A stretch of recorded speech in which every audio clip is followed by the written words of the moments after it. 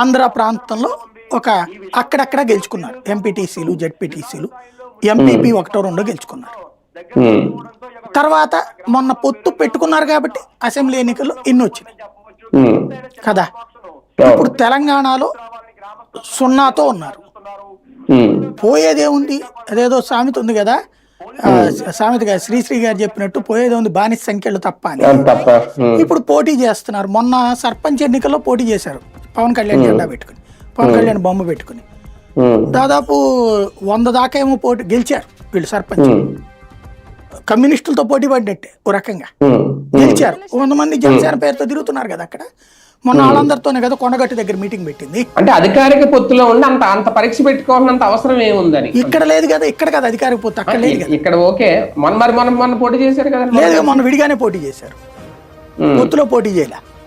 విడిగా పోటీ చేసి 100 గెలిచారు వాళ్ళు. దాంట్లో కాదు, మొన్న ఇది జనసేన పోటీ చేసింది కదా వీళ్ళతో కలిసి. 8 స్థానాలు ఎన్నో తీసుకున్నారు కదా వీళ్ళప్పుడు. అది ఆ అసెంబ్లీ ఎన్నికల్లో తీసుకున్నారు, ఓడిపోయారు. అసెంబ్లీ ఎన్నికలు కాబట్టి అక్కడ అప్పుడు కలిసే కదా పోటీ చేశారంటున్నారు. ఆంధ్ర సెంటిమెంట్ కి చిట్ట చివరి పరీక్ష అండి ఇది. అవును. అంటే అంతకు ముందు 2014లో తెలుగుదేశం బీజేపీ కలిసి పోటీ చేస్తే జనసేన ఆశీర్వాదం 20 సీట్లే వచ్చినాయి. 15 తెలుగుదేశం, 5 బీజేపీ.